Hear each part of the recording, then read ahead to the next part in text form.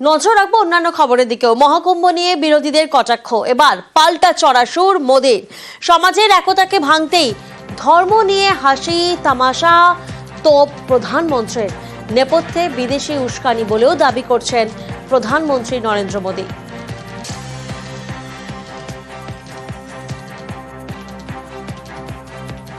नेताओं का एक वर्ग ऐसा है जो धर्म का मखौल उड़ाता है, उपहास उड़ाता है, लोगों को तोड़ने में जुटा है।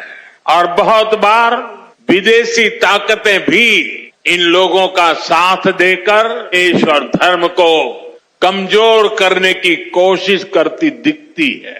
हिंदू आस्था से नफरत करने वाले ये लोग सदियों से किसी न किसी भेष में रहते रहे हैं।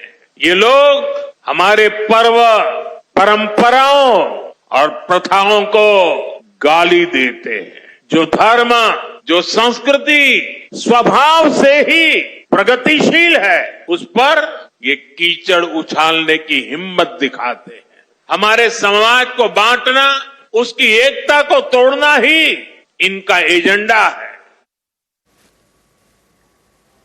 27 ফেব্রুয়ারি 26-এর বৈঠক। বৃহস্পতিবার নেতাজি ইন্ডোরে বৈঠক তৃণমূলের। বিধানসভা ভোটের রণকৌশল বৈঠক তৃণমূলের। 26-এ দামামা, 27 তারিখ নেতাজি ইন্ডোরে মেগা বৈঠক তৃণমূলের। 26-এর রণকৌশল জানাবেন শীর্ষ নেতৃত্ব।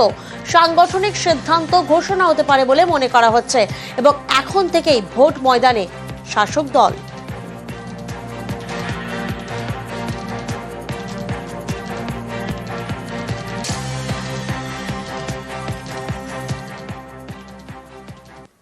ছাব্বিশের টার্গেটে চড়া সুর, চা বলয়ে নজর শাসক বিরোধী দুপক্ষেরই।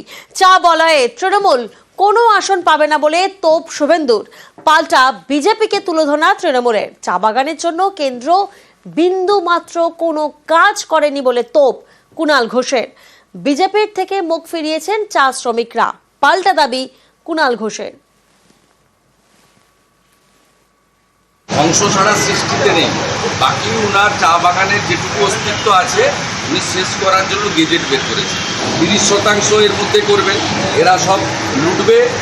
আর ওখানকার গরিব চা শ্রমিকরা, মূলত জনজাতি আদিবাসী, গোর্খা, নেপালি, রাজবংশী, তারা শেষ হবে। ইতিমধ্যে কয়েক হাজার উটি কেরালা চলে গেছে, কয়েক হাজার আসামে চলে গেছে। আমরা আটকাবো এবং 26-এ বিসর্জন দেবে চা শ্রমিকরা। চা বাগানের একটা আসনও পাবেন। চা বাগান এলাকা কিছুদিনের জন্য বিজেপি ভুল বুঝিয়েছিল চা বাগান এলাকা, কিন্তু সেখান থেকে মানুষ ঘুরে দাঁড়াচ্ছেন, সরে দাঁড়াচ্ছেন। এবারের ইলেকশনেও বা ইলেকশনেও তার রেজাল্ট দেখা গেছে। চা বাগানের জন্য নরেন্দ্র মোদীর সরকার, বিজেপির সরকার কোনো কালে কিছু করেনি। মমতা বন্দ্যোপাধ্যায়ের সরকার চা বাগান, চা শ্রমিকদের জন্য ঢালা উন্নয়ন করছেন এবং চা বাগানে বিজেপির পা রাখার জায়গা থাকবে না।